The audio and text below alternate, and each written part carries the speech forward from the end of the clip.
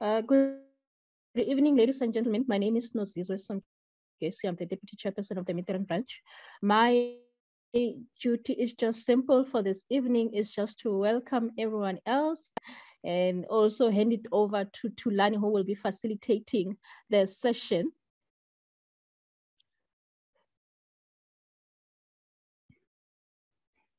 Thank you. So the purpose of today's session is that, as you are well aware, that Midrand is the um, innovation and invention branch and we pride ourselves, and we had 3 cohorts previously. So the whole purpose of today's session is just to have a catch-up session with our previous winners, where they are, how are they tackling things, especially now that we know that access to market and high employment are on the rise.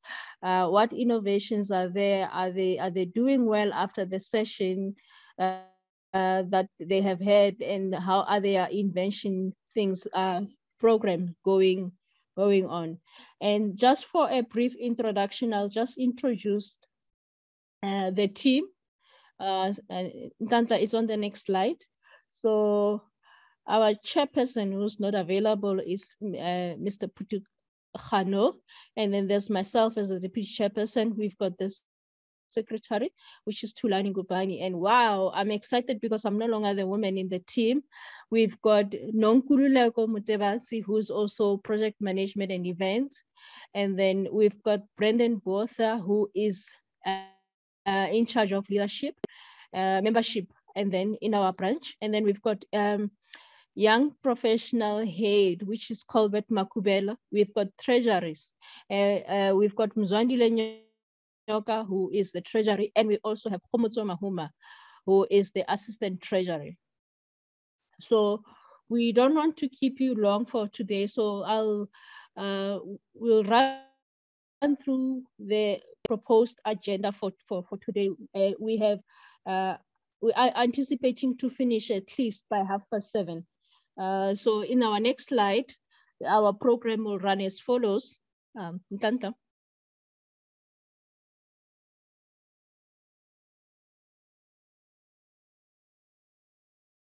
We'll have the opening session. And then I will hand it over to Tulani. Ntanta, can you move the slide, please? We'll have Tulani, who will take over and introduce our speakers and facilitate the session for this evening.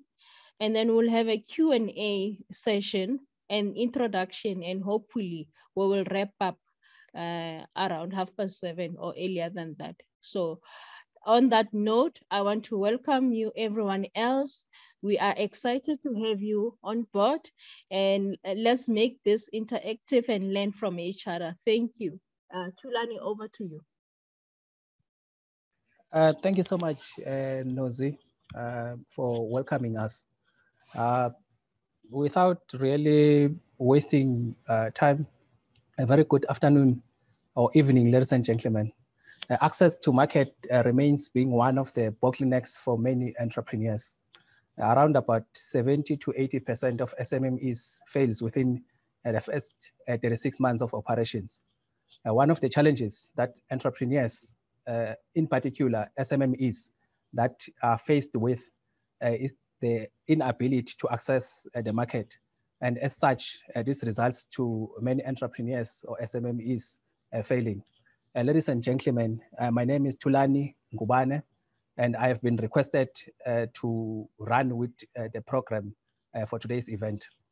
And maybe on a lighter note, if at the end of the program, the attendees, they feel that I did a bad job, I will send the email of the chairperson. You can address any complaint to the chairperson. But then if there is any compliments of some sort, I don't mind taking those compliments. Back to the business of the day. Today we are intending to tackle the access to market in high unemployment growth environment. We know the numbers in terms of the unemployment, and that is why we've invited two of our previous participants and also winners of the Innovation and Invention Program. And we are of the opinion that these are the type of program that will help us to tackle the issue of unemployment through their innovation. I will briefly introduce both Mpaledi and Zulu at a later stage. But we've also invited Mr. Dube from Antigua Impact Fund, who will be the last speaker, who will be really, because what they intend to do is basically, they are viewed as the impact fund investment vehicle, and it's positioned as a high impact and moderate high to risk fund aimed at providing support to SMMEs and technology startup. As BMF, especially Midrand branch, one of our strategic pillars is the innovation, invention, and entrepreneurs or entrepreneurship. And it is through these types of engagement that we can do our bit to assist, to ensure that the innovators and inventors, they share or we steer them to the right direction. Ladies and gentlemen, without really further ado, allow me to introduce our first speaker. Mpaledi, I will briefly introduce you just now. Maybe if you can start trying to share your presentation. Mpaledi Mokwana is having a national diploma in networking and IT security specialist in the banking sector with a strong background of IT infrastructure. His experience is spanning over 14 years, including innovation, IT infrastructure strategies, as well as running and supporting IT systems. He's currently employed as a technical team leader within the bank sector. Very much importantly, Mpaledi was on the top 3 in 2019 for the Innovators Invention Program that we are running as BMF Midrand. Mpaledi, I'll hand over to you. But what is very much important, if you have any questions from Mpaledi or Zulu or Mr. Dube, please, you can share them on the chat box. Then at a later stage, we're having a Q&A. We'll address those questions. Over to you, Mpaledi, and thank you so much for allowing or accepting our invitation today. You can.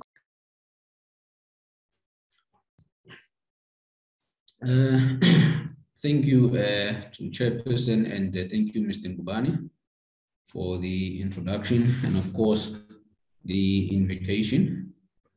And I just want to also thank BMF for the opportunity, and most importantly, BMF Midrand together with Standard Bank for the Innovation and Invention Program that they started, and we were fortunate we're part of in the year 2019, where we emerged as one of the winners.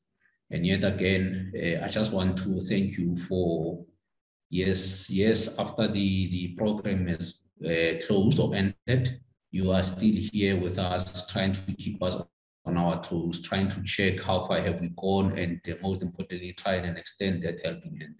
I just want to say, as on behalf of EM World, we are really grateful for what you as BMF are doing. Big thank you to you guys for that. And without any waste of time, in the program, we presented our solution called Briefcase, which seeks to solve the problem of unclaimed benefits as being the central benefits management system. And today, I'm here to just give you background around how far have we come from the year 2019 to where we are now. And of course, slightly share about what the solution can do to, what the solution is about, or the benefit of the solution to everyone in here, including the country at large. I'm sure everyone, or most of us in here, know that the country is faced with a high number of unclaimed benefits that goes into billions, and there's never been a solution for this, I would say, this big problem that faced the country. But as EM World, we came up with the Briefcase that will be proactive notifier to the beneficiaries of policyholders when the time is right. So thereby making sure that we are dealing with the problem of unclaimed benefits. And following our, as you see in the logos there, following our I&I program with BMF, we went and got incubation with the Innovation Hub, which we did this last year. And then we are now busy with them, trying to also improve from where we ended in the year 2019 with BMF. From when we ended, we went on to develop a prototype, and then we went on to obtain a patent in the year 2020, then started talking to our role players in the solution, which is the likes of the CIPC, the Department of Home Affairs, the FSCA, and all those. Unfortunately, we were able to integrate the solution to the likes of the CIPC, the Department of Home Affairs, and now in discussion with the FSCA, whom have referred us to the information regulator. That's when we're able to register information officers, and as part of our application for the pre-authorization for the processing of POPIA data. The environment we are in is a heavily regulated environment, when I'm sure everybody knows the regulation around POPIA. So it's a bit of a challenge, but we feel we are up to the task. And up to so far, we've managed to achieve the incubation, as I've said, the agreement with one of the insurance houses, which is 360 Life. And then we are just awaiting the approval from the information regulators to then, if we got the opportunity or the approval, then we can go and then start doing our part of, obviously, there is nothing that goes smooth without the challenge. Our biggest challenge at the moment is still access to market. It's funding and legal services, and of course, regulation. Around regulation, it's not necessarily that it's not achievable, but it's the delays that comes with the application process. For example, we put in our integration request with the Department of Home Affairs in the year 2019, around November, December, and only this year was it finalized. We started engaging with the FSCA from 2020, and only this year we are referred to the information regulator. So it's those little bit of challenges that we're facing, and part of it, they require some legal expertise that we don't have, particularly talking about the regulations that governs the financial sector. And then as for access to market, it's one of those that becomes a bit of a challenge for us, in a sense that it's more about who you are, how you are known into the market, but we know it's just a matter of time before we crack it, and we are grateful that at least we now have an agreement with one of the insurance houses for us to be able to start our pilot and eventually take our product to the market. With that said, I think that is just enough update for now, and if there's any questions, I'm sure they will be in the Q&A session. Thank you.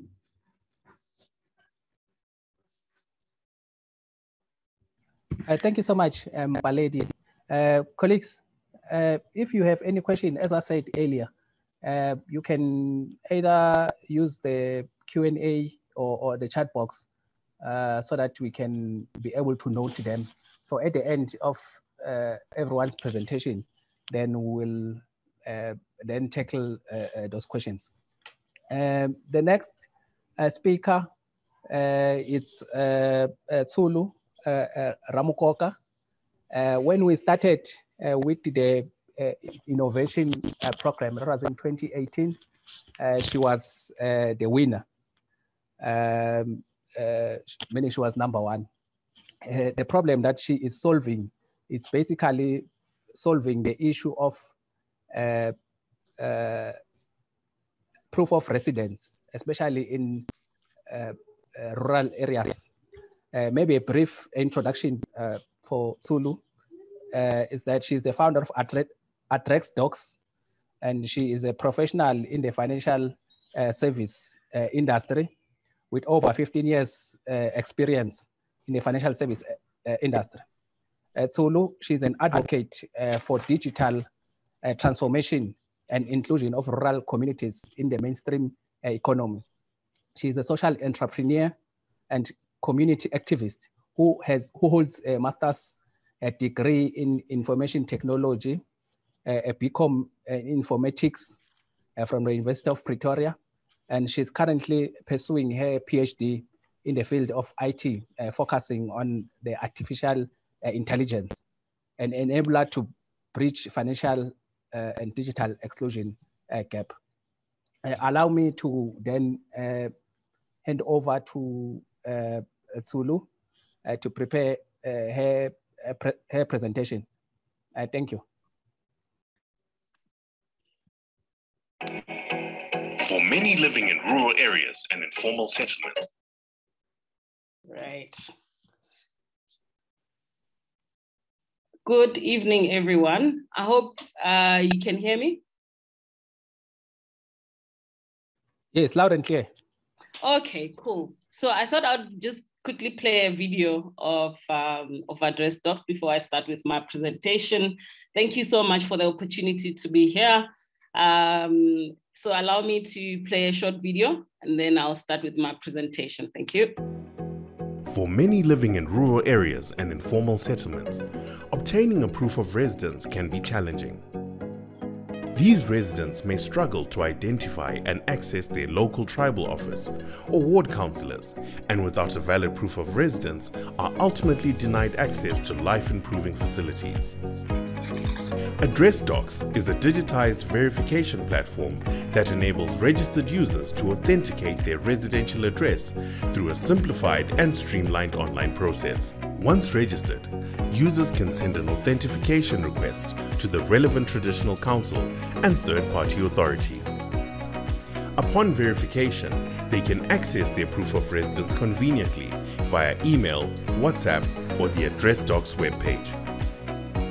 Address Docs observes the highest level of compliance with data privacy regulations, using blockchain technology to secure data and ensure that consumer information remains protected. Address Docs is a valuable asset in municipal government, financial services, as well as private business sectors, providing them with quick and easy means to corroborate employee and customer residential information. In conclusion, Address Docs sets residents on the right path by connecting them with the correct authorities in order to verify their proof of residence.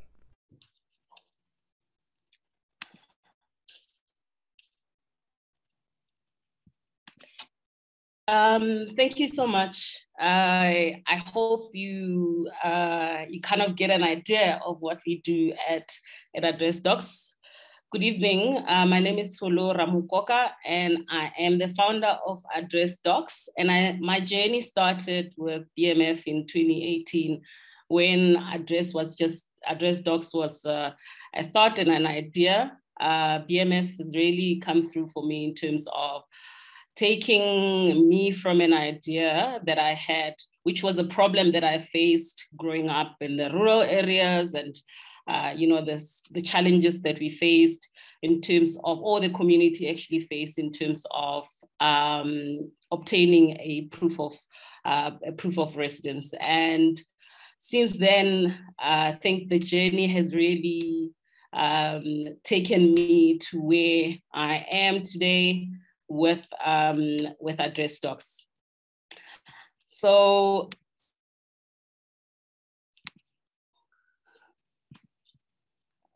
okay, trying to share my presentation. Please let me know when you can see my slides.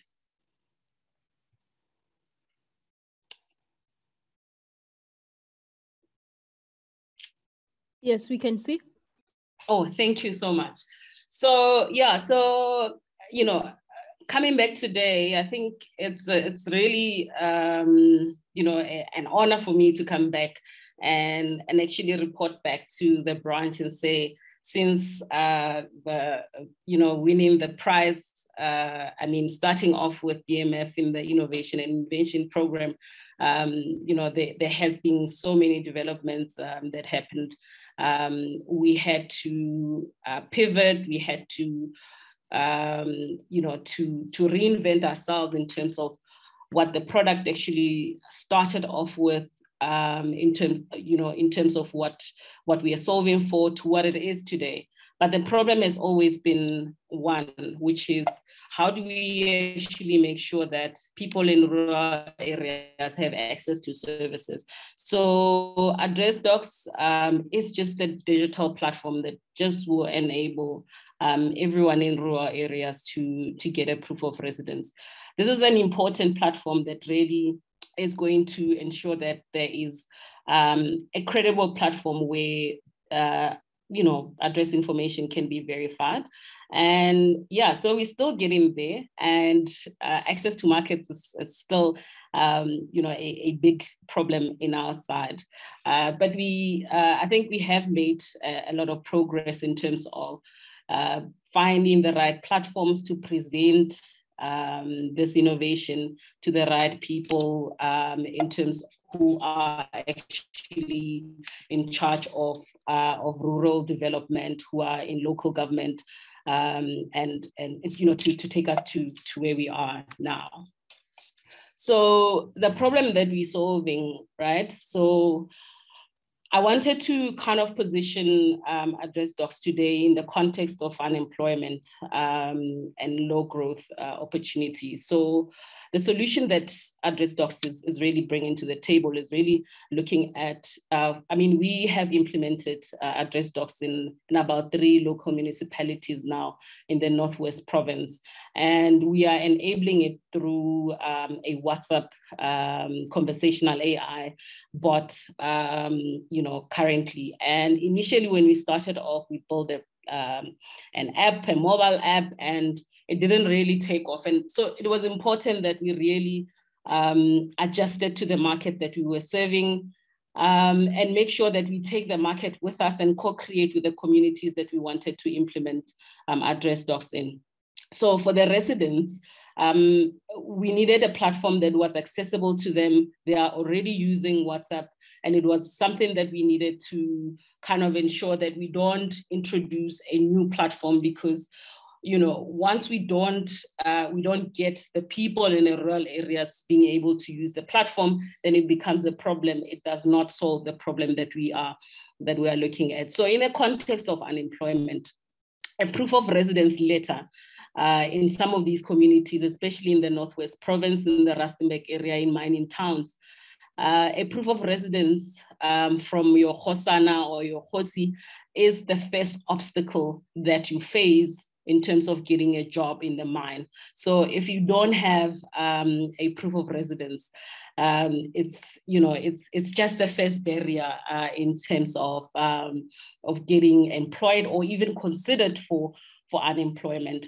But also at the same time, you find that you've got people who are not supposed to be, getting employment or getting priority, or proof of residence is being used fraudulently in terms of getting employment that was meant for other people or local communities, but now being accessed by other people, which is also contributing to the issue of unemployment in most of the areas there.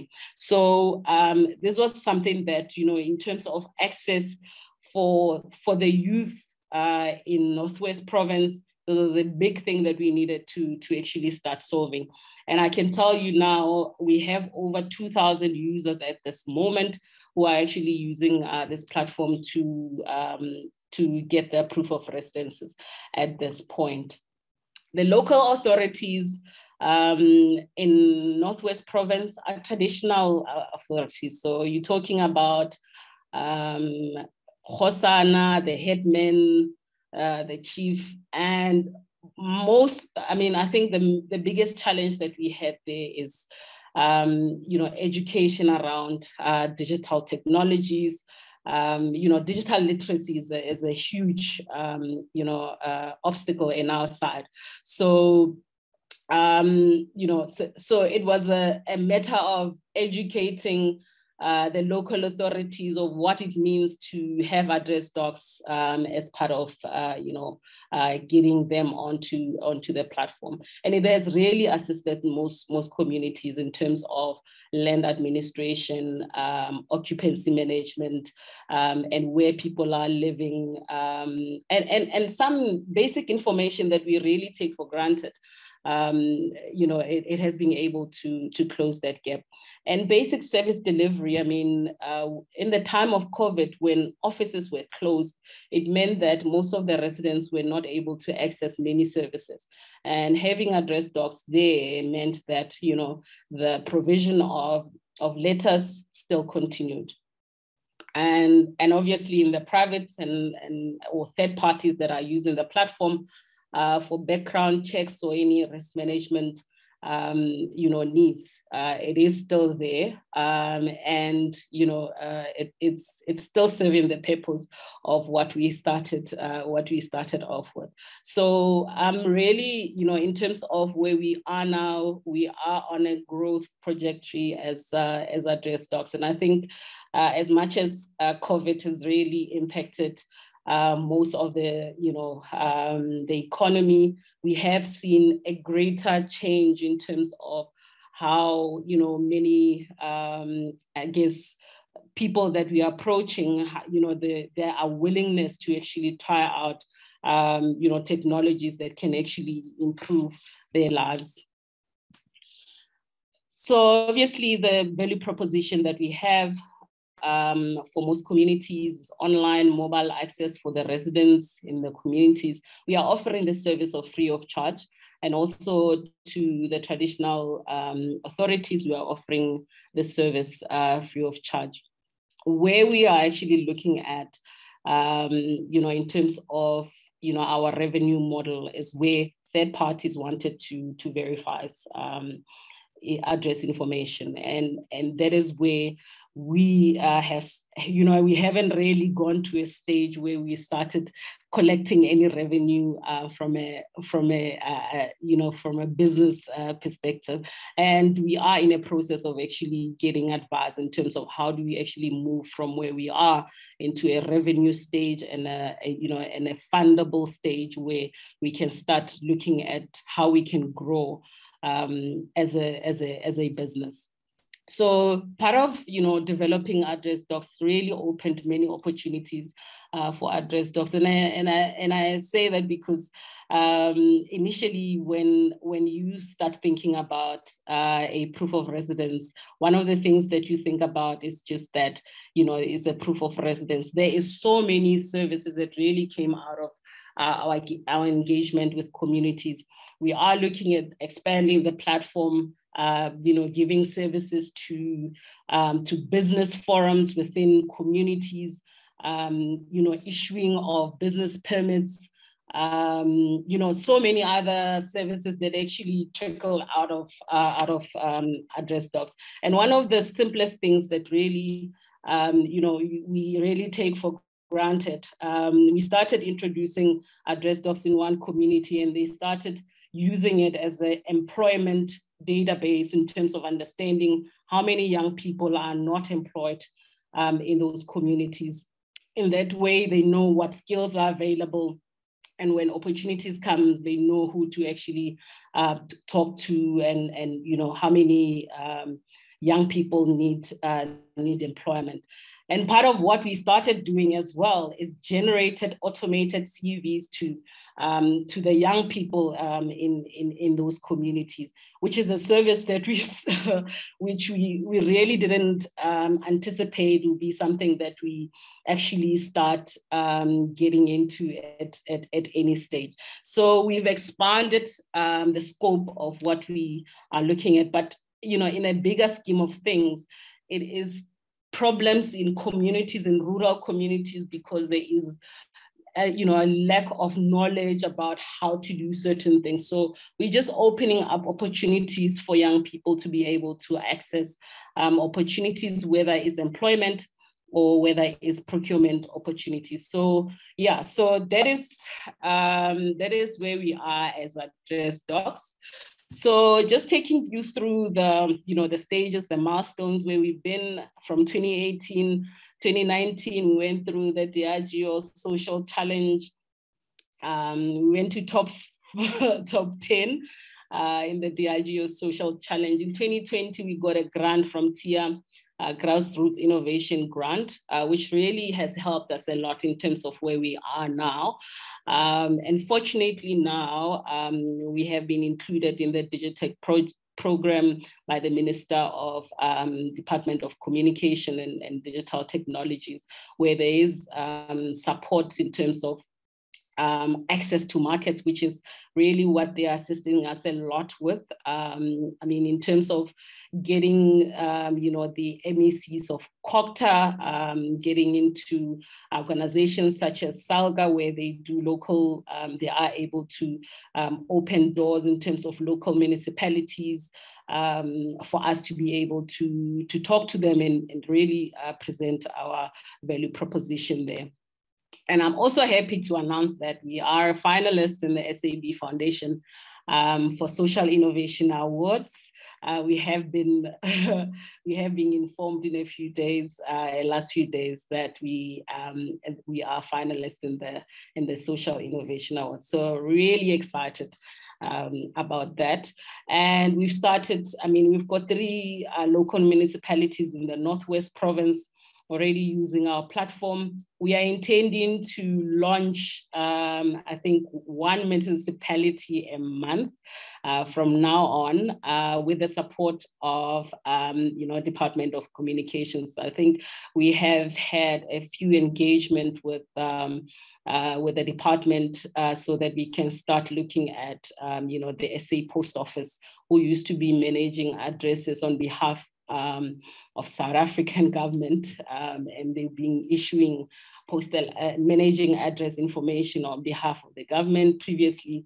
So getting access to, to influential people in the, in the government sector and decision makers is really make a difference in our lives.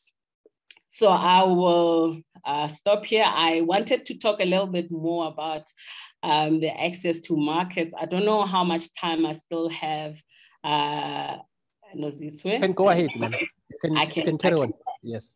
Thank you.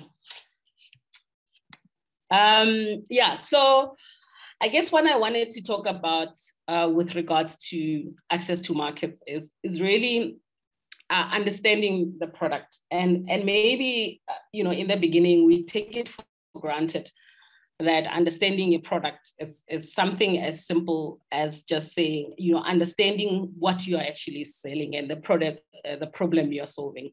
So in the beginning,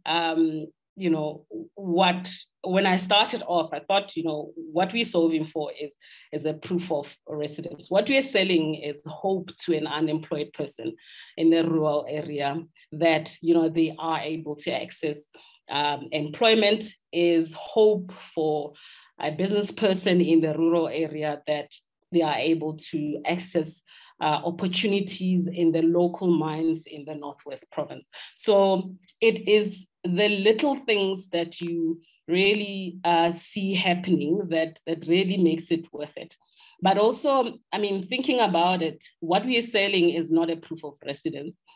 Also, we are selling data. Everyone actually starts saying that data is the new oil, but what we are really, our business is data, and it's not really a proof of residences. I imagine a world where there will not be a need for a proof of residence to be a barrier for anyone to to be able to access employment. So that is something that in future we start looking at what does it actually mean in the future where there is no need for anyone to produce a proof of residence, and what does that world actually look like. And some of the problems that the people actually, when we start engaging communities, one of the limitations is not only that, you get to engage traditional authorities, and most of them with limited digital literacy. So the obstacles is not only that, it's also, access to a computer within a certain community. Access to data is also a barrier to most communities. So we started, not only having discussions with communities around proof of addresses. There's a bigger conversation going on around why our community traditional authorities do not have a computer within their offices. Why do they not have data? Why do they not have access to Wi-Fi? And we started having the conversations with various departments. We started assisting communities in terms of putting forward proposals and communicating with the right authorities around how to get computers for their offices, but also engaging other partners around how do we get Wi-Fi to the rural areas, because without that we can't start implementing or transforming rural areas and ensuring that there is no barrier to information, and data is not the barrier to actually getting into participating into the economy. So understanding the product and understanding the problems that are being faced by the market that you're serving is really quite important. And we could not have done this if we did not go into the communities. We discover what is going on there, and living the experiences of just, the basics that most of us actually take for granted. So educating the market is also, one of the things that we had to do in terms of making sure that you can also train, some of those communities that you engage with around your services and making sure that they understand. And it takes a little bit longer. And than we really anticipated. And like I also said, we reimagined our product.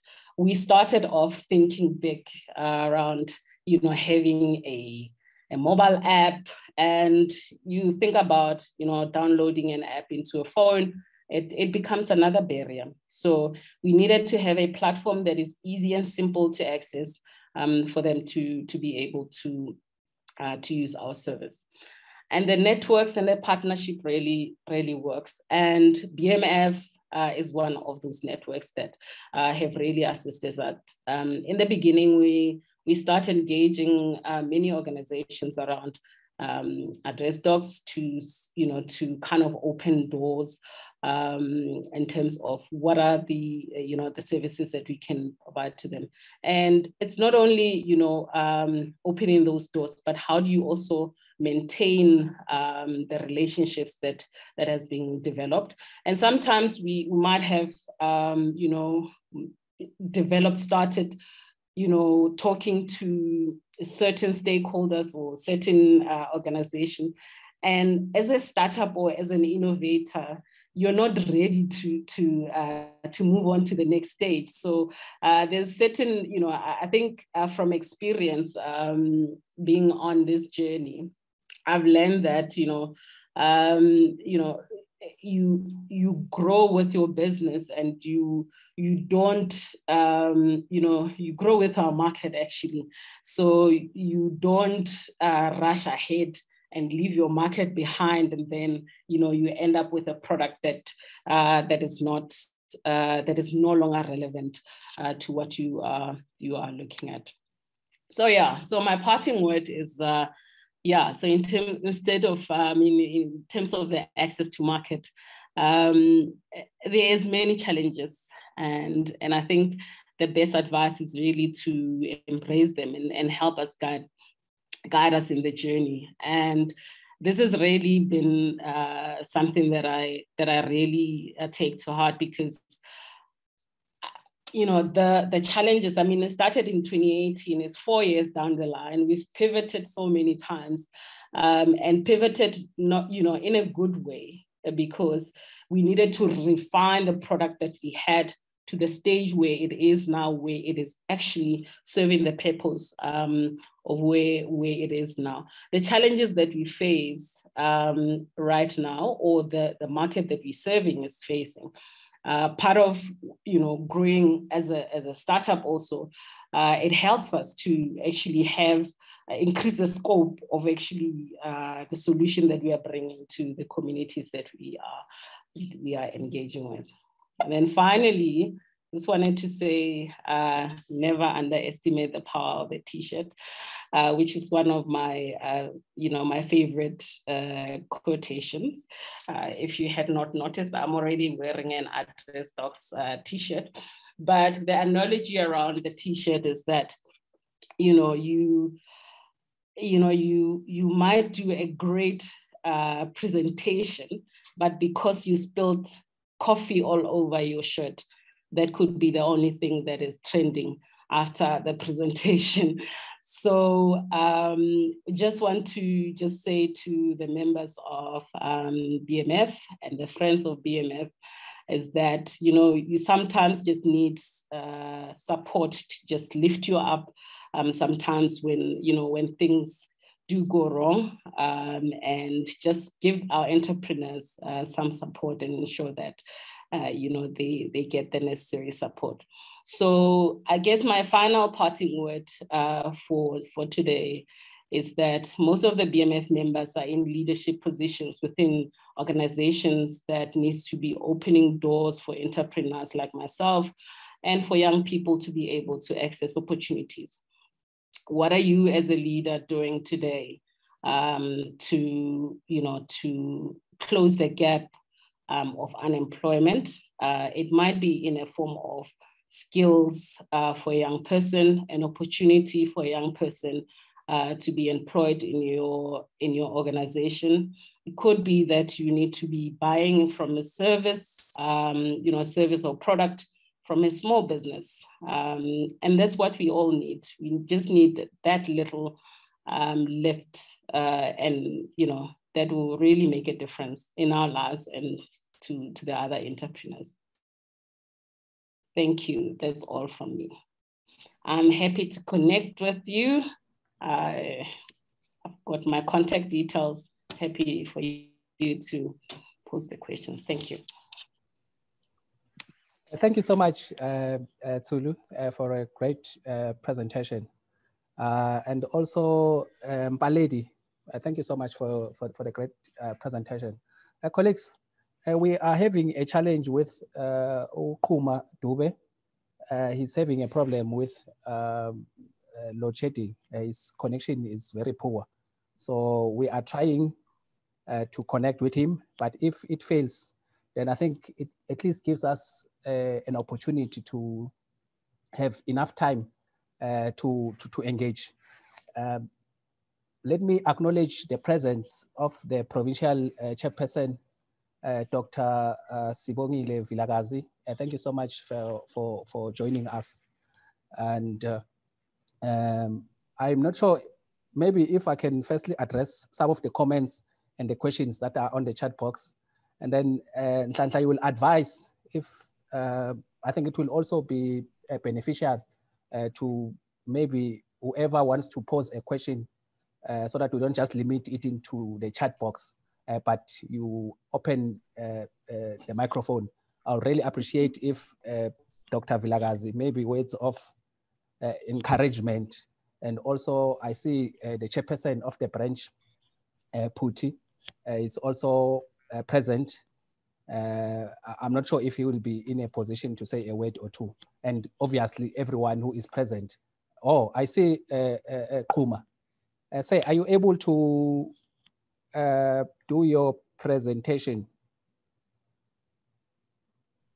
Hi, good evening, Chair, and apologies for only arriving. Now, may be able just to share a couple of thoughts, but I'd keep my video off just for connectivity. It's still rather unstable.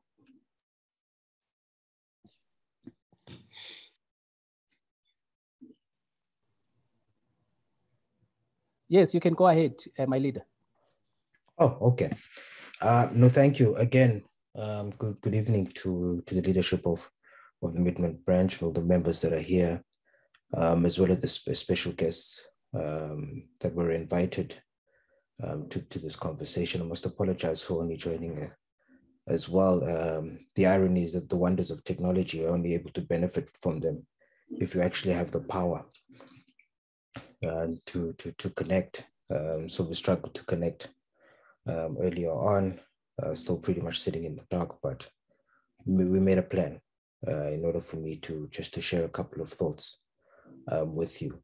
My name is Chuma Dube, and I'm here in my capacity as one of the people who are helping to establish the Antigua Impact Fund, which is an initiative of the Black Management Forum.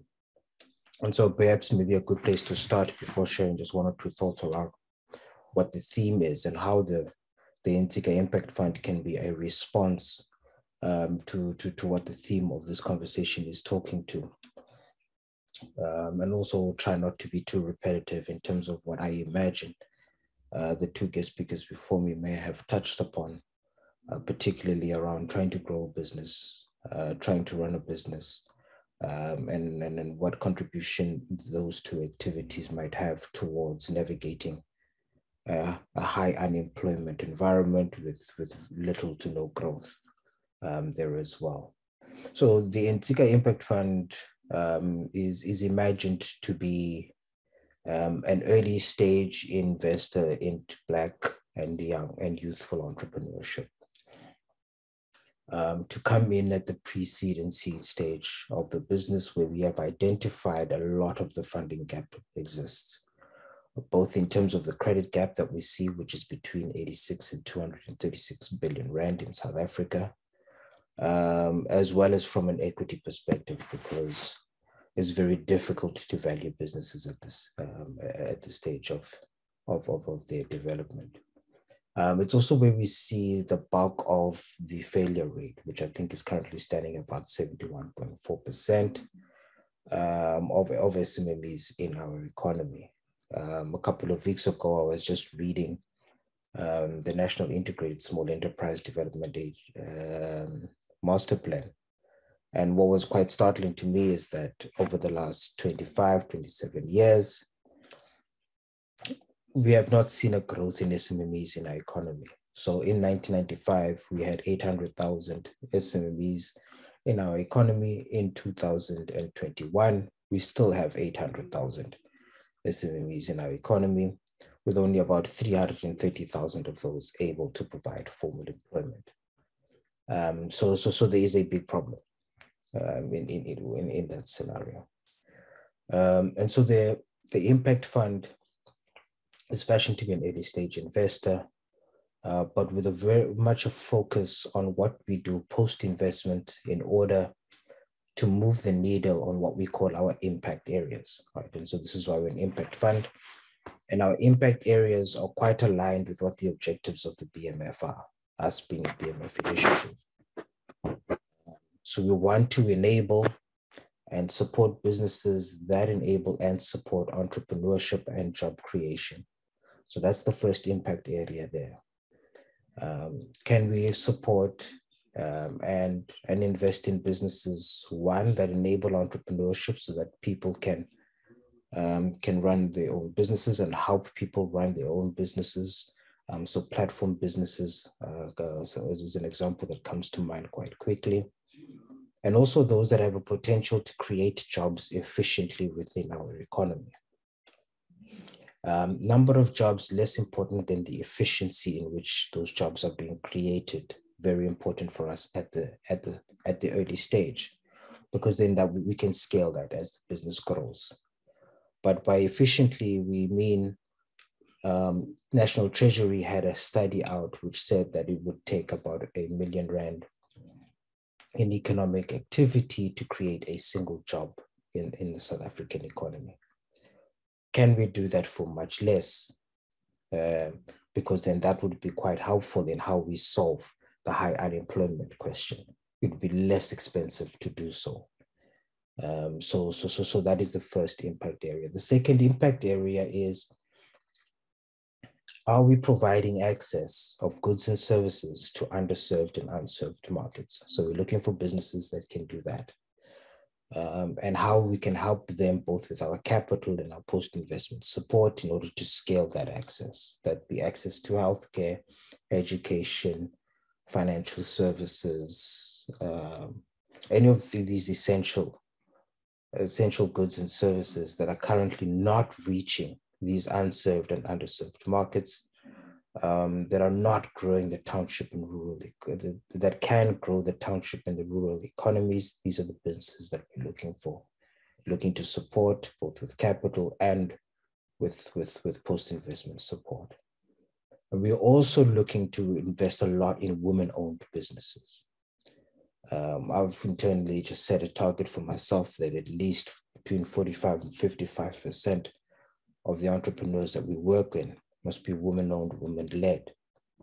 And this was because of a startling fact that we found in doing the research around establishing this fund, that of the billions and the billions of dollars that have gone into investing into small businesses, into technology startups, around between 2 and 3% of that only went to women-owned enterprises.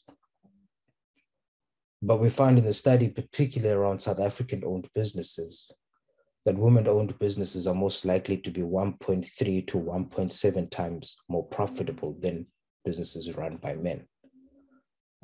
So the capital is not going where it can be most profitable. And profitability, of course, is also quite important to the fund, because we want to be able to continue to do this work into the long term. And we can only do that if we are successful as a fund and able to show returns, both for those that will be investing into the fund and for the BMF as our shareholder. And so those are our main impact areas that we try to move the needle on. And of course, the last one is, how can we invest into businesses that are competing in formerly untransformed sectors? Can we help them compete in those sectors, those that are highly concentrated with 2 or 3 players? Or can we help to plug them in untransformed value chains? And can our capital and our post-investment support help them to compete there and help them to grow their businesses within those sectors, and their business within those value chains?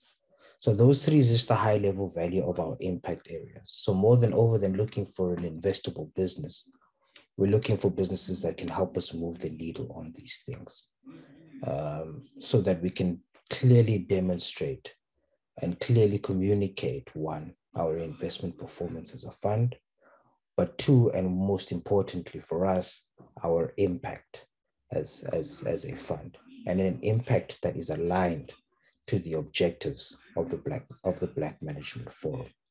That becomes crucial for us. We are still in the fund establishment phase, and this is where we are just trying to raise the capital to be able to make these investments, to find the stakeholders whom we'll be working with post-investments, most particularly, and in building the investment pipeline. So what opportunities are out there that tick our boxes, that we can show to investors that if you invest with us, this is the impact that your capital could have. These are also great investment opportunities because these are well-run businesses, particularly those coming from BMF members, because we understand them to be run by BMF type managers. And this is how we're leveraging the resources, the networks, the partnerships of the BMF to ensure that we're able to support these businesses effectively post-investment. And this is how we're going to measure our impact. So we've developed an impact management framework. We've developed our fund presentation to demonstrate what our investment thesis is, what our investment strategy is, what our pipeline is, and the salient features of the fund as well. And so now talking about the environment that we're operating, it does make it very difficult to find good investment opportunities. Or it makes it difficult not to keep supporting what is perceived as safe investments, particularly when you come into the private markets and small and medium-sized enterprises. It becomes a lot harder for entrepreneurs to raise capital.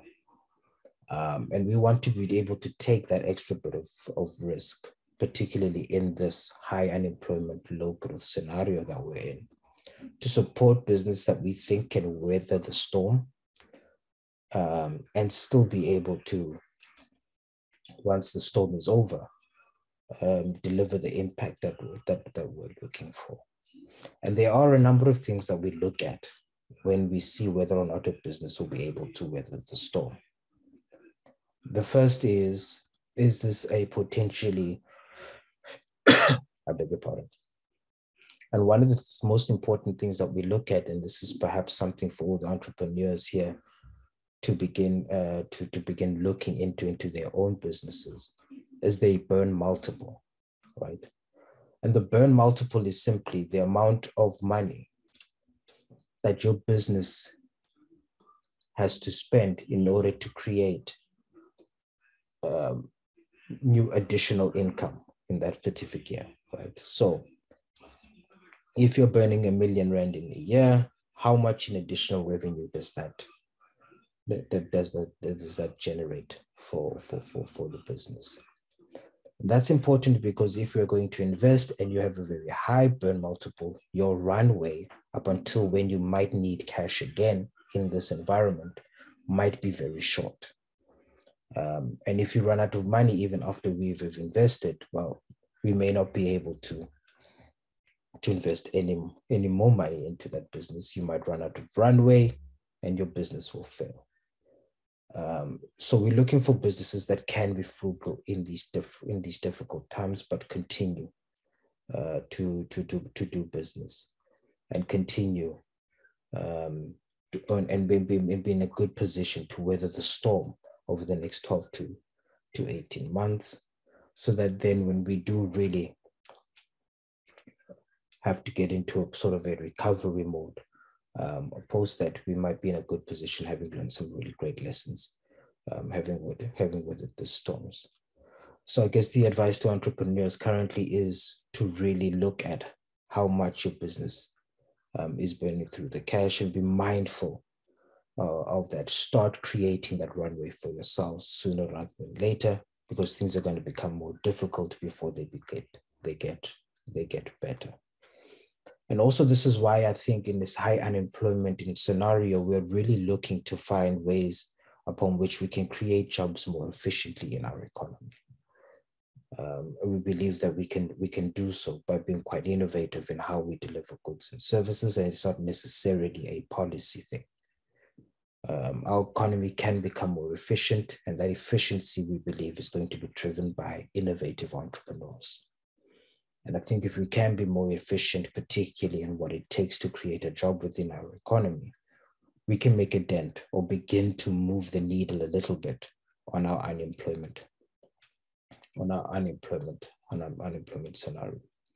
And when things do get a little bit better, and when we're out of this global rut in terms of economic performance right now, we might then be in a better position to bounce back a lot quicker than other countries that are similar to ours, if we have entrepreneurs playing a more leading role in making the economy a little bit more efficient, in making the delivery of goods and services into these unserved and unserved markets cheaper and easier to access, and with more funds like ours entering into the space, after having seen us demonstrate how, one, it can be value accretive, that there are returns to be had in the space, and that impact can actually be made by investing in this way, and by looking for returns in the areas that are aligned to the BMF objectives, because the BMF objectives ultimately are about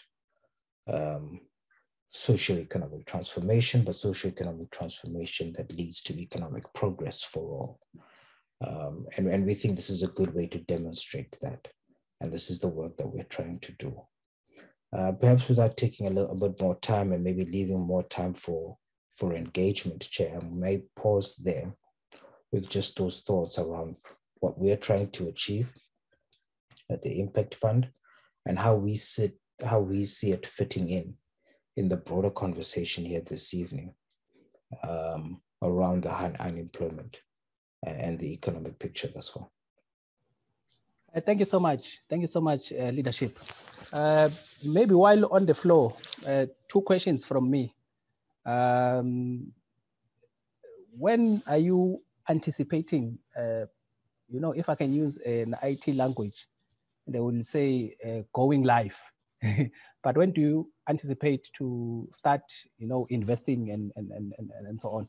There is also a question on the chat box, but it's was basically checking as to, are you having, whatever you presented, is there any a presentation of some sort that you can share with Nhlanhla, and Nhlanhla can then on request then share it with whoever requires it.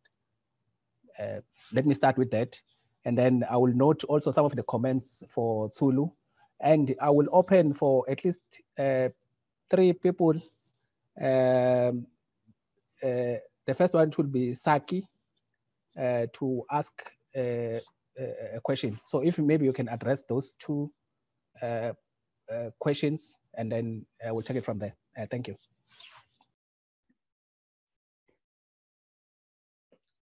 Okay, sure. So in terms of going land, we are currently actively trying to build the investment pipeline as well as to raise funds. I anticipate in the second quarter of next year, we might be in a position to start making disbursements. And that also all depends on how quickly we can secure the license, which we're currently in the process of doing so now, and how efficiently we can turn the expressions of interest from investors into commitments, which we're in the process of doing so now. But conservatively, I would say second quarter of 2023, we had set an initial target of getting to fund establishment by November, but realistically, I think we'll do second quarter of 2023. We do have a fund presentation, which I can share with the coordinator, who can then distribute to the participants here.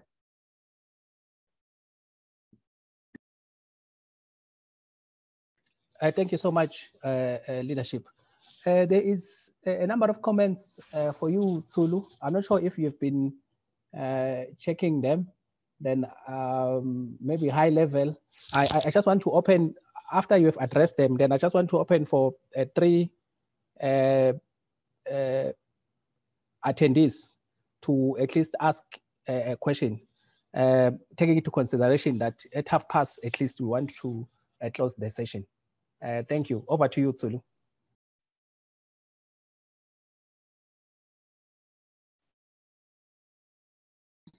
Oh, sorry, I was on mute. Just going through the questions that have been posed in the chat. There's a question, a comment rather, that says maybe we should be working with banks and credit bureaus who will assist. That is where we are intending in future to work with the banks. And currently, we're still building our platform. And I guess our immediate need now, making sure that we can test our platform and ensure that it's working perfectly for third-party verifications and things like that are the employers and, some of the mining companies that we are dealing with. So it is mainly where we are heading to. And given that the banks and other credit providers, the regulatory and compliance requirements are really quite high. I think by the time, we approach them, we want to have a credible platform that is really ready for that kind of engagement with the big banks. So yes, definitely that's where we are.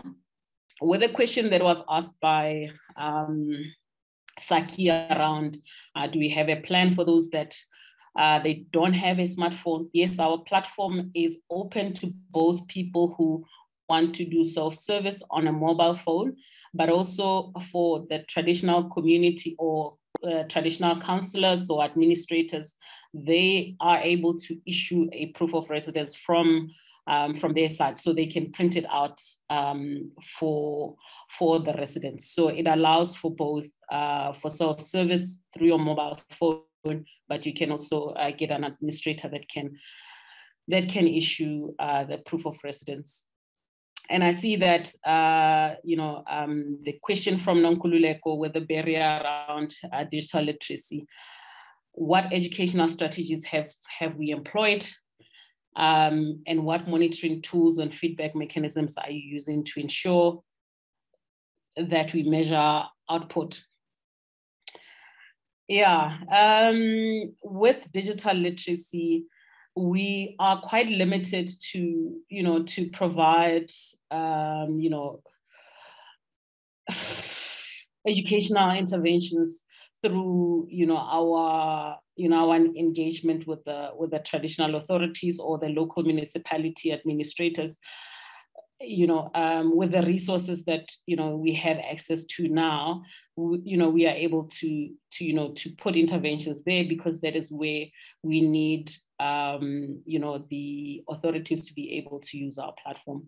For the general public, videos such as the one that I showed now, and some of the educational videos that we are trying to put together, so that we get the men on the street to be able to use our platform, is where we are going. But as far as anything else, that's as far as our resources are able to stretch at this point. The monitoring tools, I guess it will be very difficult to really answer that question. And maybe Nonkululeko, if you can maybe put some context to that, I'll be able to answer that question. But I think the rest of the other questions are directed to Mpalidi. All right. Thank you.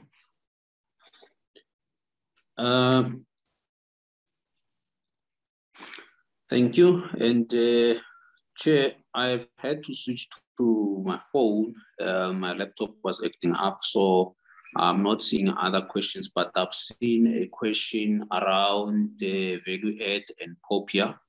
And I just want to maybe answer that in this way. Our value add as briefcase, it's in three folds. One, to the beneficiary, two, to the fund manager, and the policyholder. So the information regulator identifies fund managers as the responsible parties for the processing of POPIA data, while the FSCA requires these FSEs or fund managers to maintain up-to-date contact details of both their policyholders and their beneficiaries. Two, it also requires them to locate and pay beneficiaries at their cost. Now, fund managers, by virtue of a high number of unclaimed benefits, means they've been sitting with a out-of-date contact details of both their policyholders and their beneficiaries.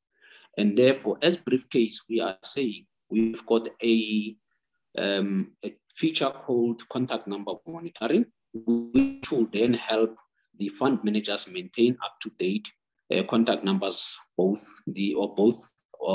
their policyholders and their beneficiaries, and thereby then complying with the requirement from the FSCA. And then to the policyholder, we understand the reason why there's one of the reasons why we have a high number of unclaimed benefits is because people do not, or policyholders do not disclose this information to their beneficiaries for fear of criminality. And we know that a lot of people have lost their lives because of things like this.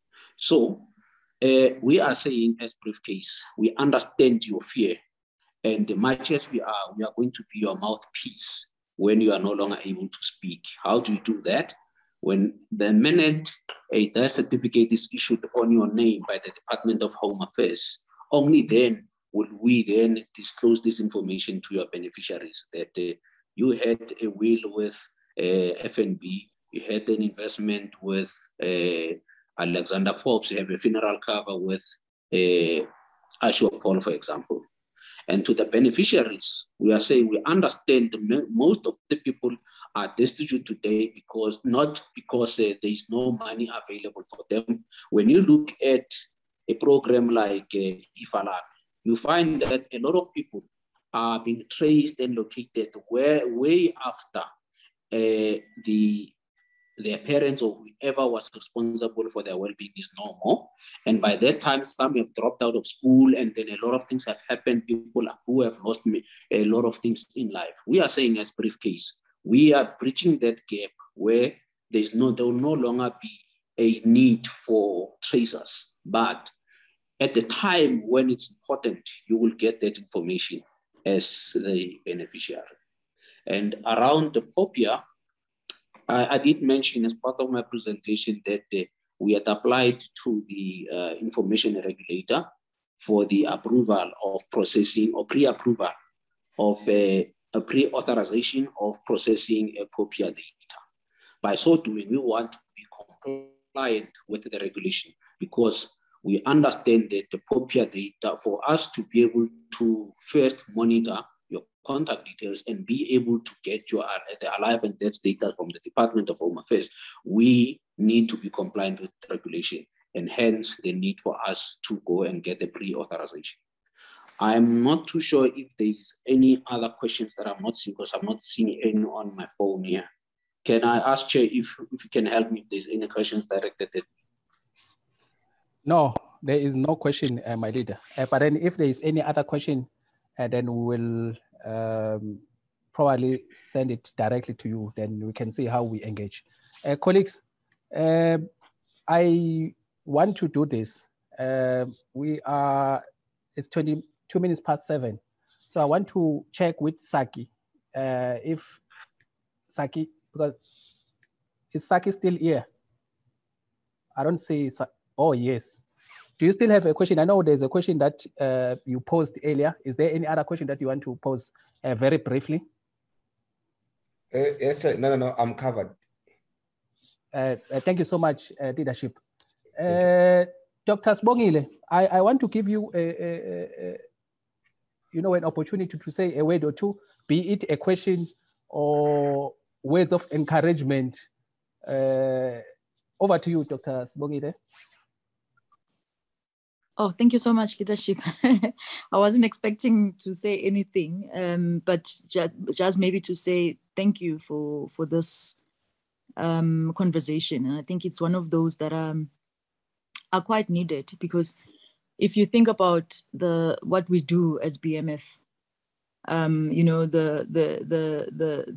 mandate of developing managers, I think that for the longest time, the end goal for managerial development has been infiltrating corporate companies and make sure that we rise as managers in corporate to certain levels of the organization, hopefully the highest levels of management in those organizations. So that has been, for the longest time, the key emphasis of what we do when we develop managers. And what you guys are now doing is to say, perhaps there's another way for us to use our skills, managerial skills, to grow ourselves as a community of Black people, innovate in such a way that we can create our own corporates. And to create a corporate, it starts at the bottom. And I've really enjoyed listening to some of the experiences of starting a business. And these are the stories, I think, that we need to hear more and more, so that we understand that when you see a corporate standing tall today and all of us fighting to go in, become senior managers in those companies or CEOs or even board members, we must understand what it took to get to that level. And the only way to understand is if you have gone through that process yourself.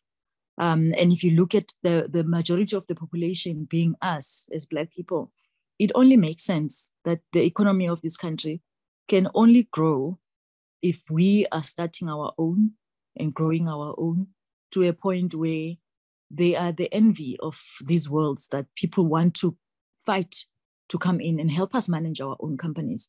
We need to get to that point, and you guys are doing that. So I'm really, really happy about the work that you are doing. Really proud about the conversation that has been happening today. I mean, if you think about the employment equity survey that gets done annually, we can see there's no movement. I mean, it was released last week. And for me, what was even more telling was the fact that 64% of the companies have not even bothered to complete the requirements. You know, they have not even bothered, and there are no consequences. So for me, that's just, it's heartbreaking, but at the same time, it says we are on our own. And until we realize that we are on our own and we need to develop our skills, managerial skills, to a point of being brilliant entrepreneurs and being brilliant industry creators, that's where we need to get to.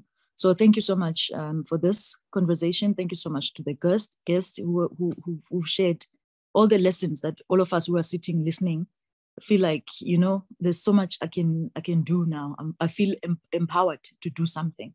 So we really appreciate that. And thank you so much, leadership of Midrand, for advocating for this work. I'm very proud as chair of the province. And thank you for the opportunity for me to speak. Thank you so much. Thank you so much, Chairperson. And thank you very much for really gracing this event.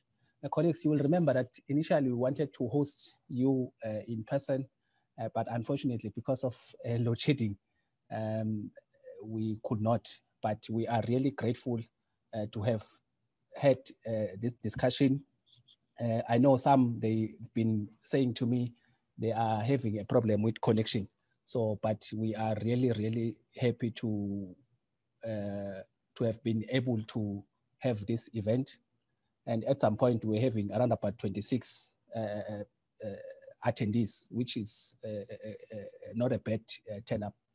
So maybe before I hand over to the Deputy Chairperson for the last words, thank you so much, panel members, for really taking your time and giving us the insights and what is happening with what